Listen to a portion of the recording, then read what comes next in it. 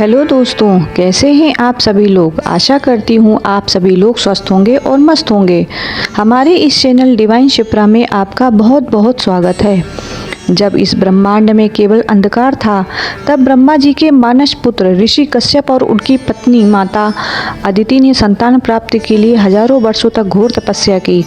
माता अदिति चाहती थी कि उनका पुत्र असुरों का नाश करने वाला और देवताओं को शक्ति देने वाला हो।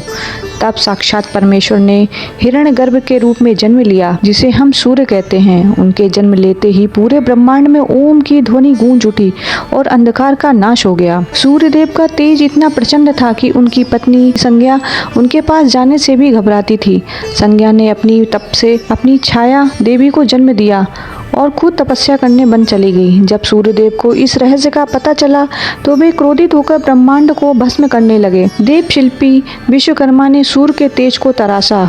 उस तेज ने भगवान विष्णु का सुदर्शन चक्र, शिव का त्रिशूल और इंद्र का वज्र बना। तब जाकर सूर्यदेव का शांत और मनमोहक रूप प्रकट हुआ। सृष्टि के बाद बात आती है उस बूढ़ी माँ की, जिसने अपने अटूट विश्वास से भगवान को जमीन पर उतार दिया। वह बुढ़िया इतनी नियम की पक्की थी कि सूरज निकलने से पहले उठती, स्नान करती और बिना गोबर से आंगन लीपे अन्न का एक दाना मुंह में नहीं डालती थी।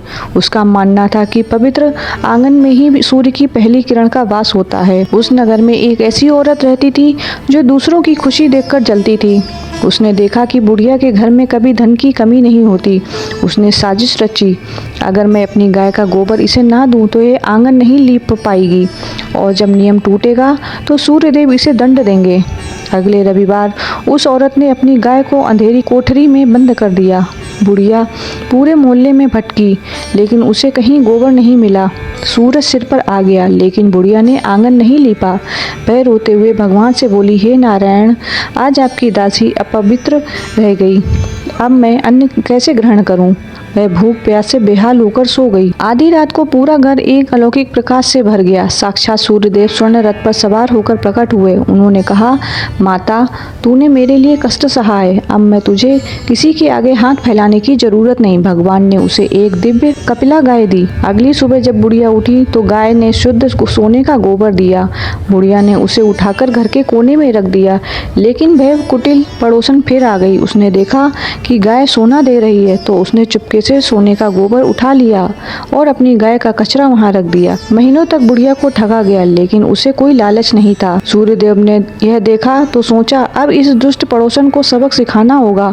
उन्होंने एक भीषण अंधेर तूफान चलाया। बुढ़िया ने डरकर गाय को घर के अंदर बांध लिया। सुबह जब उसने देखा तो पूरा कमरा सोने की ईंटों से भरा हुआ था। पड़ोसन यह देखकर पागल हो गई। राजा के पास जाकर झूठ बोल दिया कि बुढ़िया के पास एक ऐसी जादुई गाय है जो राज्य की संपत्ति होनी चाहिए। राजा के सैनिक आए और जबरदस्ती गाय ले गए।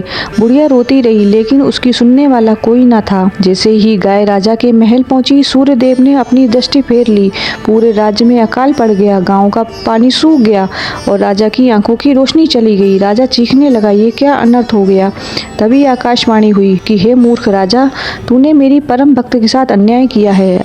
वह गाय धन का स्रोत नहीं, मेरी भक्ति का प्रसाद है।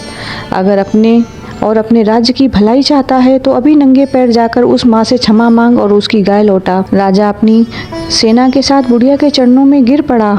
उसने गाय लौटाई और उस दुष्ट पड़ोसन को देश निकाला दे दिया। राजा ने पूरे राज्य में घोषणा करवाई कि जो भी मनुष्य रविवार को व्रत रखेगा और कथा सुनेगा, उसके घर में कभी दरिद्रता नहीं आएगी। रविवार का व्रत केवल कहानी नहीं, बल्कि ऊर्जा का स्रोत है। जो इंसान उगते सूरज को जल देता है और पूरी कथा श्रद्धा से सुनता है, उसके शरीर के सारे रोग नष्ट हो जाते हैं। उसके शरीर पर सूर्य जैसा तेज आ जाता है। तो भक्तों, आपको यह मेरी कथा कैसी लगी? अगर पसंद आई हो तो लाइक करें, हमारे चैनल डिवाइन शिप्रा को सब्सक्राइब करें। राधे राधे।